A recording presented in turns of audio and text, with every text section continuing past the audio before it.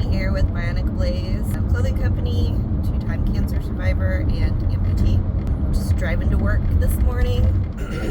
Was thinking about, just popped in my head for some reason, I think because I'm wearing a t-shirt that I got from a concert at the Greek in Berkeley, and it made me think about some of the encounters I've had with other amputees and disabled people. It's just kind of funny, like, as an amputee, I've personally made an effort to go to groups and like different events and things like that in order to meet more amputees. It has brought me more clarity of like what it means to be an amputee, the challenges, the differences between everyone. So I have a greater understanding of and empathy for all the different scenarios and situations and disabilities that can arise. There's been a couple of times where it's like you see another amputee out in the wild, you'd think like, I don't know, like you're supposed to say hi, right? It feels kind of silly to like think about that, but so it's like, what do you do? Like, this is a complete stranger. I don't typically just go up and say hello to a complete stranger, but it's like one of those unifying things. So at the very least, it's like the little hello or the head nod, or I don't know. There was one time I was at a gym I was going to, and another amputee walked in, and I made a point to go over and say hi to him and shake his hand, and then I left, and I felt a little embarrassed, but like, what do you, like, it was very awkward to me.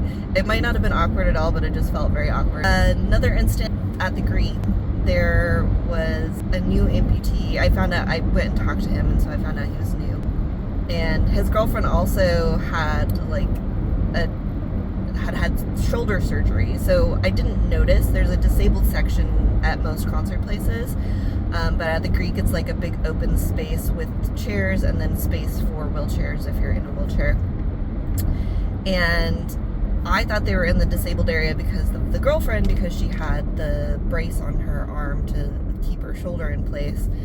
So it took me a minute to even realize that he was an amputee. It was like pretty obvious for me because I was in my scooter, and I usually wear, I think I was wearing shorts, but like a lot of times whenever I wear pants, my pant leg is rolled up just because it's easier and people don't awkwardly ask you what happened to your leg if they don't realize that you're missing it. So I went and talked to him, and it was interesting to hear his experience. It's like not super different from most of ours, of having difficulties finding the right prosthetic person to kind of help you along your way. Thankfully, it sounds like he had a good one, but there's lots of challenges of like the frustration of getting a fit to fit correctly. So I think that that's something that we kind of don't think about, like it's everyone's strife and struggle as an amputee. Obviously, for those of you that don't know, everyone that's an amputee that wears a prosthetic has to have some sort of socket. And the socket is essentially shaped in the form of your existing limb. Everyone's is different, so you have to get it specifically molded to you, and there's a couple of different methods to do that. And then the type of socket, I can talk about all this in more detail, but the type of socket matters depending on how athletic you are, or what have you, or if like your skin is really sensitive or anything like that. Yeah, it was just interesting to hear like the same struggles, even like, you know, 10-15 years after I had to go through all of it, that everyone is still going through the same issues. It's not an issue that's really going away for any of us. That kind of just led me to thinking about being disabled is never ending. There's not an end point.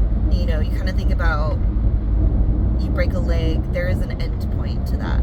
Typically, there's an end point to having a cold, there's an end point to anything you can think of, like some sort of injury or sickness. There is an end point, and there is no end point for us. Like, I will still go to the prosthetic person for the rest of my life, probably 3 or 4 times a year at least.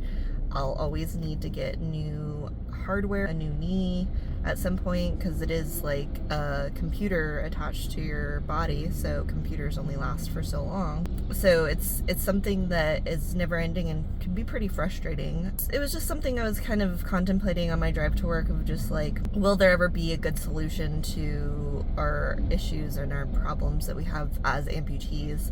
I can't really speak to other people, and obviously there are so many other like factors and things that go into all of it, but I don't, unless they figure out how to make the starfish gene happen for human beings, there's not really a resolution for it.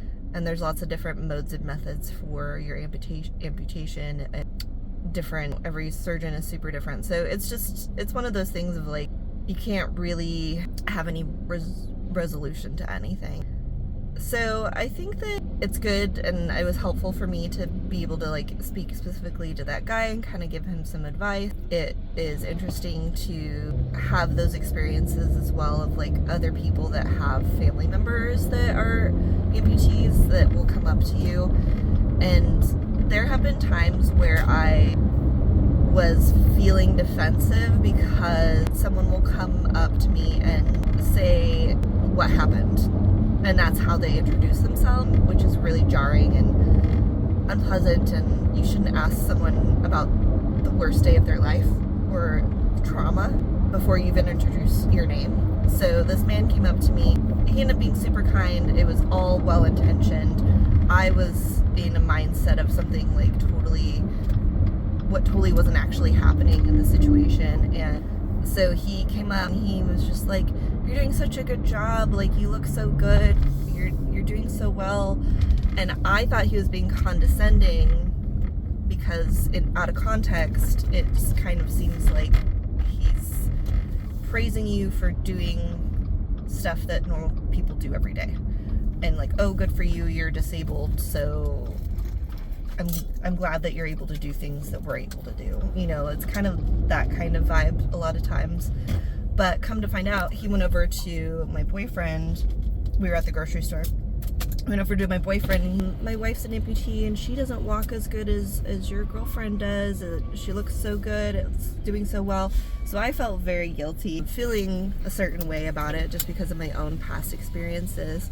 And so it was just kind of one of those things of like, I have to have a better mindset about that and not be so defensive in instances like that. So it's just kind of interesting and challenging in order to kind of work through all of those issues that mentally I may have just from past experiences.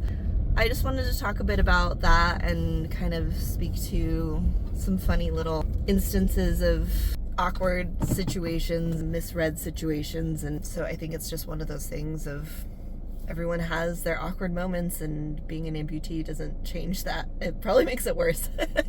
Makes it more awkward. But yeah, anyways, have a good day, y'all.